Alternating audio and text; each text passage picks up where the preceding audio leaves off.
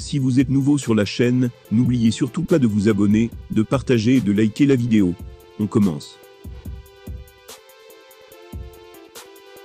En MMA comme dans la plupart des autres sports, rares sont les duels qui opposent des représentants des deux genres humains.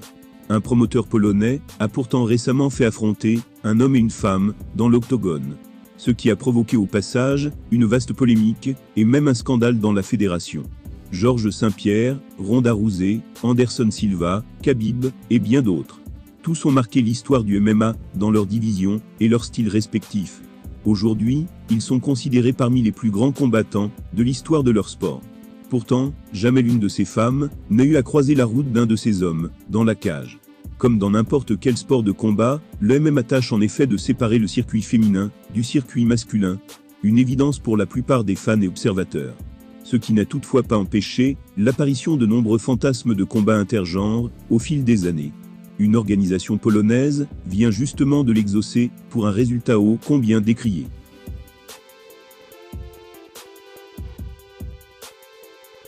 À l'occasion de son dernier événement de combat, le promoteur privé MMA VIP a en effet décidé d'opposer l'experte du bras de fer Oula Sikak au mannequin Piotr Lisowski.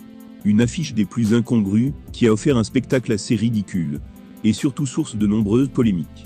Car très rapidement, l'homme a pris le dessus sur la femme avant de l'asséner de coups au sol. Des images qui heurtent certaines personnes, même s'il s'agissait bien évidemment d'un risque compris et accepté par la partie adverse. Loin de se montrer impressionnant dans la cage, Mwaboyi a finalement réussi à immobiliser son adversaire au sol et à provoquer l'arrêt de l'arbitre. Sa victoire ne lui a pas permis de recevoir beaucoup d'éloges sur les réseaux sociaux, mais a plutôt scandalisé bon nombre d'internautes. La Fédération internationale du MMA, à savoir l'IMAF, a elle aussi réagi avec horreur et indignation face à cet affrontement surréaliste.